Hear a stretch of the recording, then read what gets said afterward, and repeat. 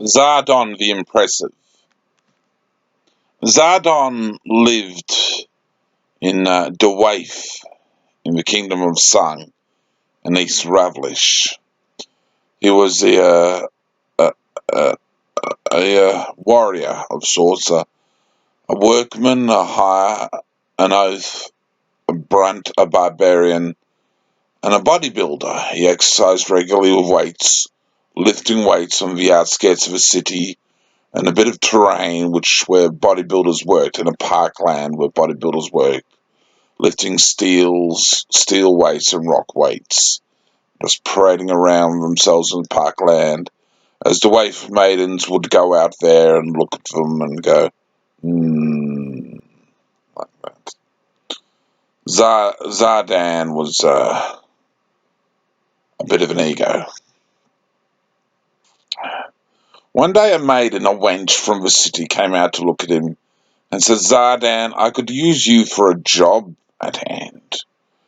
And Zardan took the coinage and came into the city, and he looked at the drunken husband.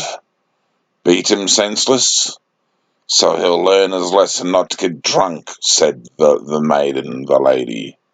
So Zardan picked him up and gazed into the drunkard's eyes and turned to the maiden and said, "I just don't have the heart to do this work. He's sad, he's pathetic," said Zardan. "Yes, he's rich, you know. That's why I married him, screwing him for the cash." Zardan said, "Well, that's a Sung citizen for you, ain't it?"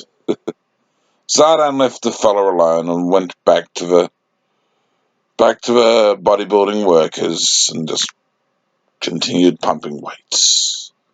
The day passed. He retired for the night and went home to his home and slept and had some soup for dinner. He got a knock from on the door later that night from one of the civic guards, who said a drunkard had reported him as having robbed him.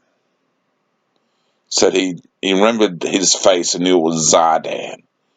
That Zardan was guilty. Well, Zardan fronted the magistrates, and after the long explanation of him being hired to beat the drunkard senseless by the frustrated wife, the magistrate decided that he was guilty of so much, but not technically of the crime in question, and let him go.